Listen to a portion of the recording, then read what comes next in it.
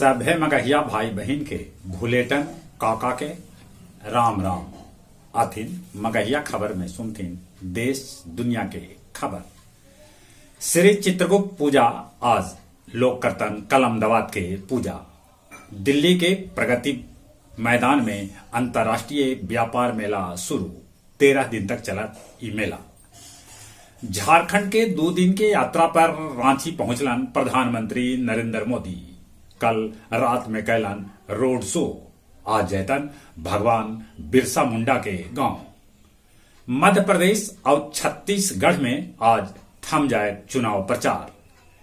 BPSC परीक्षा पास नियोजित शिक्षक जे ज्वाइन न कैलन अपन पुराना जगह पर बनल रहतन।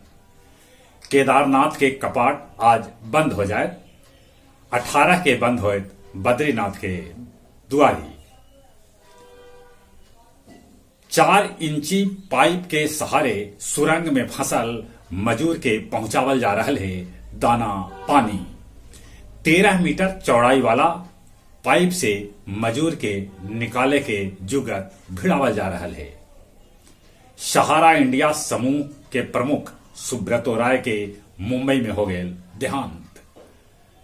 तमिलनाडु में भारी बारिश के चलते जिला के कैखन स्कूल के बंद कर देवल गए। जमुई में बालू माफिया सभे दरोगा प्रभात रंजन पर ट्रैक्टर चढ़ा दिलन जकरा से हो गए उनकर मौत। इजराइल हमास के बीच लड़ाई के 39वां दिन। गाजा के अल शिफा अस्पताल के इजरायली सेना चारों पट्टी से घेर लेलन है। हमास के संसद भवन पर भी इजरायली सेना कर लेलन है कब्जा, ऐसा समाचार आ रहा है। ब्रिटिश प्रधानमंत्री सुनक के खिलाफ अविश्वास प्रस्ताव लावे के कोशिश धीरे धीरे तेज हो रहा है। किंग चार्ल्स 75 बच्चर के हो गए। पाकिस्तान यूक्रेन के बेचल अमेरिका के बनल करोड़ों रुपया के हथियार। बोध गया बौद्ध मठ में 150 भुच्छुक के दान कैल गए चीबर।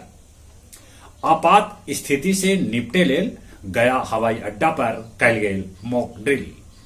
गोवर्धन पूजा के अवसर पर गया जी के अलगे अलगे प्रखंड में पहलवान देखौलन अपन दम।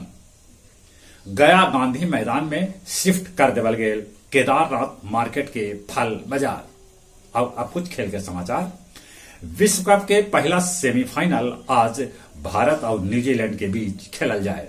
कल दोसर का सेमीफाइनल ऑस्ट्रेलिया और दक्षिण अफ्रीका के बीच कलकत्ता में खेलल जाए।